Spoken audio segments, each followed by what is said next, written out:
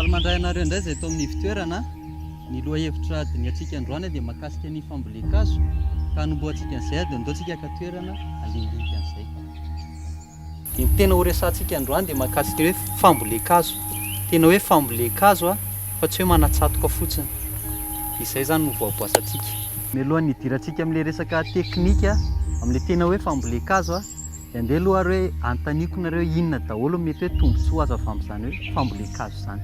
Raha manokana aloha fahitako azy dia ny antony amboletsika azo amin'izao dia tena hitsinjovana no avy taranaka any farany fa tsy ho antsika satria tsika efa somary efa atao hoe efa manomboka lehibe. Tsara be. Ny nandray eritreritro rehefa hoe mamboly izany dia manantena vokatra.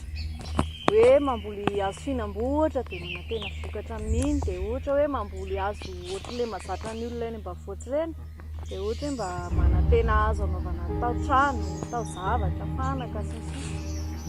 Fahitako azy manokana indray hoe raha mamboly hazo maromaro tsika ka voakarakara tsara dia mitombo ny rotsakorana hazo dia afaka mamboly bebe kokoa dia mitombo arak'izay koa sakafo.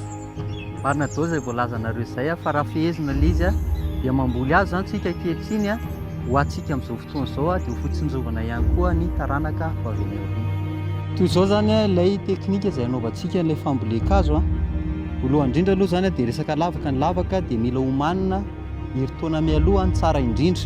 Ny ngeza lavaka dia 10 amin'ny 10 cm raha azo ala na 2 metatra amin'ny 2 metatra raha azo fihinam-boa.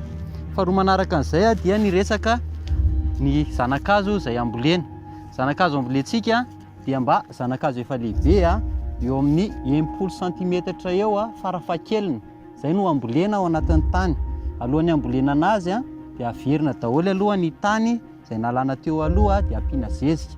Rehefa vita ny zezika dia ambolena ilay zanakazo dia alana ny sase. Ny sase tsy ajantsika eo fa hoentintsika mody dia atao any amin'ny fako.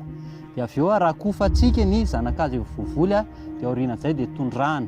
Rehefa voavoly izy dia voatondraka dia tsy hoe avela eo fa karakaraina sy arahamaso mandra-pahatonga anazy ho azo lehibe.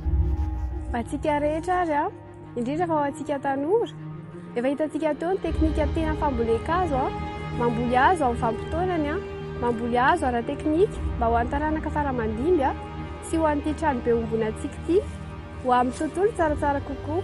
Mamboly hazo fa tsy manatsatoka. Mamboly hazo fa tsy manatsatoka.